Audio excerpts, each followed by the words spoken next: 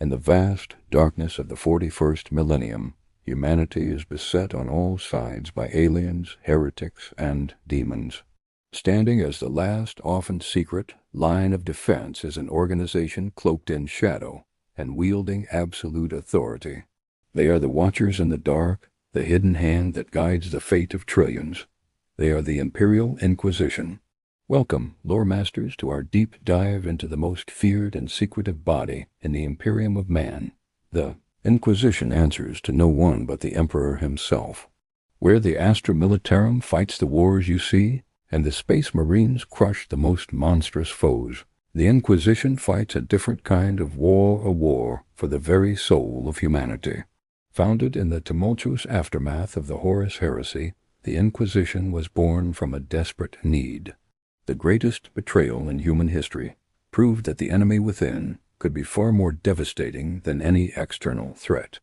Malcador the Sigillite, the Emperor's most trusted confidant, gathered a group of loyal and exceptionally strong-willed individuals. Their mission? To root out corruption, heresy, and alien influence wherever it might hide, using any means necessary. From these humble beginnings, the Inquisition grew into a sprawling, multifaceted organization. It's not a monolithic army.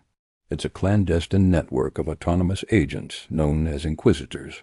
Each Inquisitor is a power unto themselves, granted a sacred rosette that symbolizes their unlimited authority. They can command armies, judge planetary governors, and even order the destruction of entire worlds through a decree known as exterminatus. Their power is absolute, but so is their burden.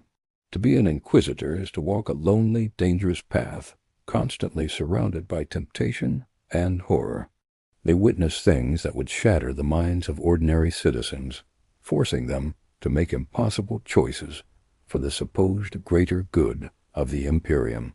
This immense pressure leads many down dark paths, with some becoming as monstrous as the threats they fight. The Inquisition is broadly divided into three major ordos, each specializing in a particular type of threat. First, we have the Ordo Malleus, the Daemon Hunters. These are the Inquisitors who confront the literal stuff of nightmares, the demonic entities of the warp. They are the foremost experts on chaos, and their chamber militant, the elite Grey Knights, are humanity's ultimate weapon against demonic incursions. An Ordo Malleus Inquisitor is often a powerful psyker themselves, delving into forbidden lore and risking their own soul to understand the nature of the great enemy. Their work is the most perilous, as a single mistake could lead to demonic possession or the opening of a warp rift that could consume a world. Next is the Ordo Xenos, the Alien Hunters. Their purview is the countless alien species that threaten or seek to manipulate the Imperium, from the insidious Genestealer cults to the enigmatic Aldari and the relentless Necrons. The Ordo Xenos stands against them all. Their chamber militant is the Death Watch, comprised of veteran Space Marines drawn from every chapter, forming specialized kill teams to hunt down and eliminate alien leaders and technologies. An Inquisitor of the Ordo Xenos must be a master of strategy, diplomacy, and xenobiology, knowing when to negotiate, when to study, and when to utterly destroy. Finally, there is the Ordo Hereticus, the Witch Hunters. Their enemy is perhaps the most insidious of all, the enemy within. They hunt down mutants, unsanctioned psychers, heretical cults, and traitors who have turned their back on the Emperor. They are the face of the Inquisition that the common citizen is most likely to encounter and most likely to fear.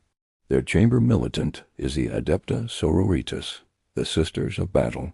These devout warrior nuns are the very embodiment of faith and fury, purging the unclean with holy fire and righteous bolter rounds. An Ordo Hereticus Inquisitor must be a master of investigation and interrogation, untangling webs of conspiracy that can span entire sectors. Beyond these major ordos exist countless minor ordos, each dedicated to a specific, obscure threat. The Ordo Sicarius, for example, oversees the Officio Assassinorum, ensuring the Imperium's deadliest assassins remain loyal. The Ordo Sepulturum combats horrifying plagues and Nurgle's contagions. This illustrates the Inquisition's core principle, adaptability. No matter the threat, there is an Inquisitor somewhere dedicated to fighting it. But how does one become an Inquisitor? There is no single path. Many begin as acolytes, recruited from all walks of life, hive gangers, arbitrators, guardsmen, even nobles. They serve an existing Inquisitor, learning the deadly trade through first-hand experience. If they survive long enough and prove their worth, their master may elevate them to the rank of Inquisitor, granting them their own rosette and sending them out into the galaxy. Others might be chosen for their exceptional skills or psychic potential. It is a meritocracy forged in fire, where only the most capable, ruthless, and fanatically loyal survive. This autonomy is both the Inquisition's greatest strength and its greatest weakness. Inquisitors operate according to their own conscience and interpretation of imperial law. This leads to the formation of distinct philosophies or factions within the Inquisition itself. On one side you have the Puritans. They adhere to a strict, orthodox interpretation of imperial doctrine. They believe that any contact with the alien, the mutant, or the demon is a stain upon the soul. They are quick to condemn and destroy, believing that caution and purity are the only true shields against corruption. A Puritan might order an exterminatus on a world with even a hint of chaos taint, believing it's better to sacrifice billions than to risk the corruption spreading. On the other side are the radicals. These Inquisitors believe that the Imperium's rigid doctrines are holding it back. They argue that to effectively fight the horrors of the galaxy, one must understand them. A radical might study forbidden Xenos technology, consort with sanctioned aliens, or even bind a demon to a weapon to use its power against the forces of chaos.